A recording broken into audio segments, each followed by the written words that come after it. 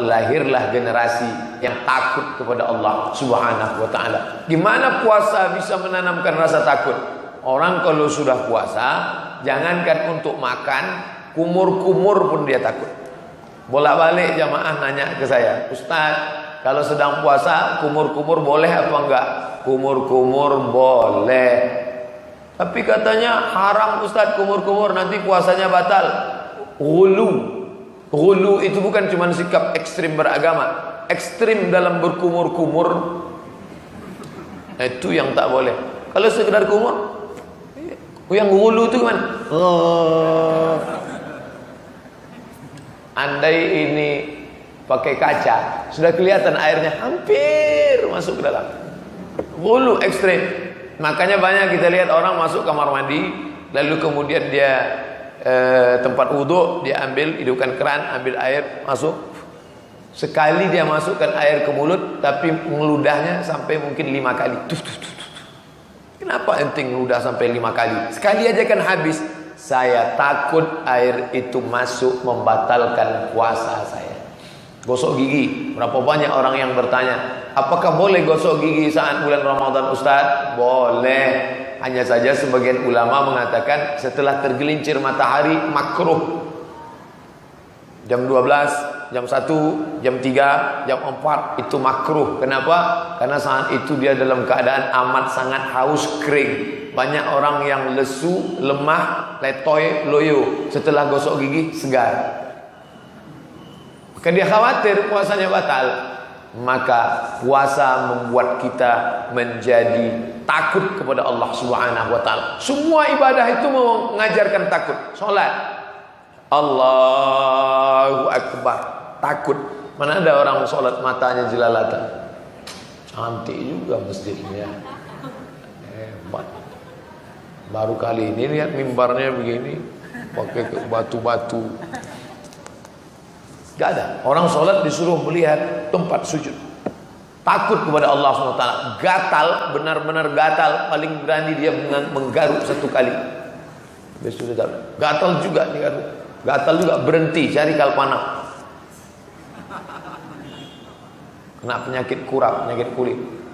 Oleh sebab itu sholat membuat orang merasa takut. Hanya saja limit waktunya sedikit, dari mulai takbiratul ihram sampai salam. Karena sholat adalah aqwalun, ucapan, wa af'alun, perbuatan. Mufattatahatun bitakbir, dibuka dengan takbir, wa mukhtatamatun bitaslim, ditutup dengan salam.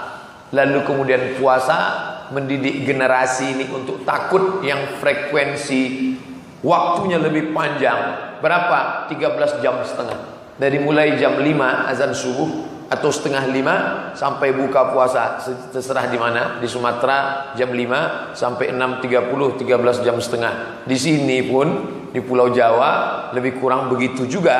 Andai dia setengah 5, nanti pukul 6, 13 jam setengah. Selama 13 jam setengah itu takut ngelihat sembarangan, puasa saya rusak. Takut berkata yang tidak benar, puasa saya rusak. Idza qulta li sahibika ansit, kalau kau katakan kepada saudaramu ketika khatib sedang naik khutbah Jumat, tiba-tiba engkau katakan kepada teman di sebelahmu, diam, faqad laghauta, engkau sudah melakukan perbuatan lagha. Wa man lagha fala jum'atalah, siapa yang melakukan perbuatan lagha tiada Jumat baginya.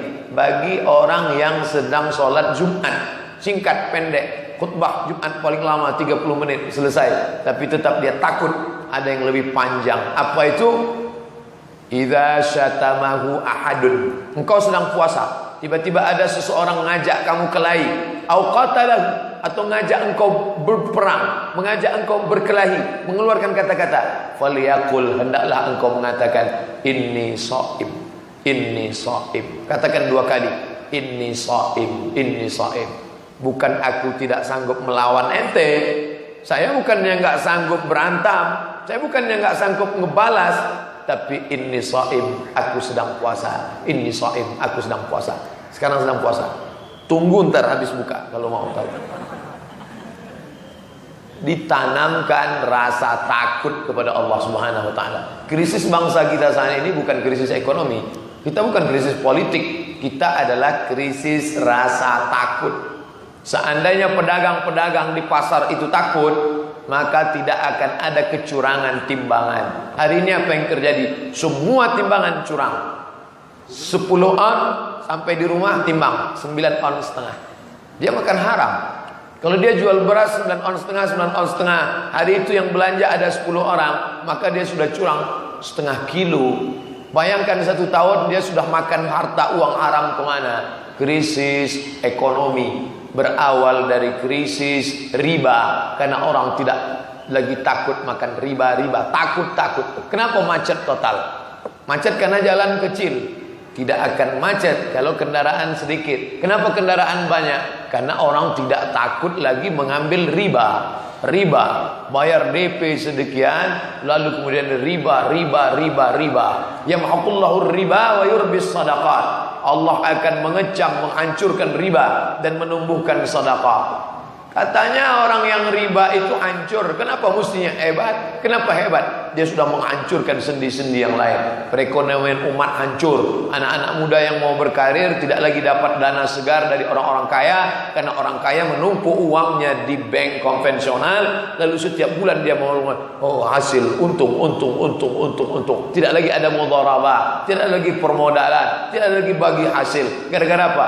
Orang tidak ada rasa takut. Rasa takut dalam hati orang hilang.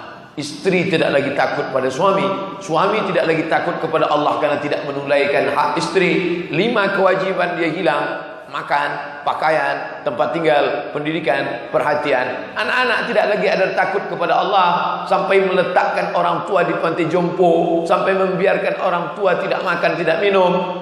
Paling dahsyatnya lagi, menuntut orang tua hanya gara-gara menebang sebatang pohon kayu yang diameternya kecil luar biasa, tapi sudah dituntut ke pengadilan. Orang tidak lagi ada rasa takut. Maka generasi terbaik dididik dengan puasa, menanamkan rasa takut kepada Allah Subhanahu wa taala. Saya Pak Ustadz sudah puasa Ramadan kok enggak ada rasa takut ya? Tambah puasa Senin Kamis. Senin Kamis. Sudah puasa Senin Kamis kok enggak takut juga ya? Puasa Nabi Daud 1, 3, 5, 7, 9, 11, 13, 15, 17, 19, 21. Kalau gitu saya ambil genap-genapnya. Yang penting ya sumu yauman, puasa 1 hari, wa yuftiru yauman, makan 1 hari. 2, 4, 6, 8, 10, 12. Genapnya atau ganjilnya ambil puasa, menanamkan rasa takut kepada Allah Subhanahu wa taala. Orang yang suka ngomongin bicara aib orang lain, pada saat dia puasa dijamin tidak akan mau. Ngomong enggak mau, ngirim share kata-kata yang tidak layak pun tidak mau. Kenapa? Saya sedang puasa. Kabarnya anak si Anu gini. Saya sedang puasa. Jangan bicara aib orang lain. Stop. Kalau mau ntar habis buka kita lanjutkan. Artinya rasa takut kita limited, dibatasi oleh takbiratul ihram sampai salam, dibatasi dari sejak makan sahur sampai buka. Maka ada peluang untuk takut yang lebih panjang. Tanggal 8 hari Tarwiyah, tanggal 9 hari Arafah, tanggal 10 hari Nahar, nyembelih kambing untuk kurban, 11, 12, 13 hari Tasyrik, 6 hari. Apa yang terjadi selama 6 hari?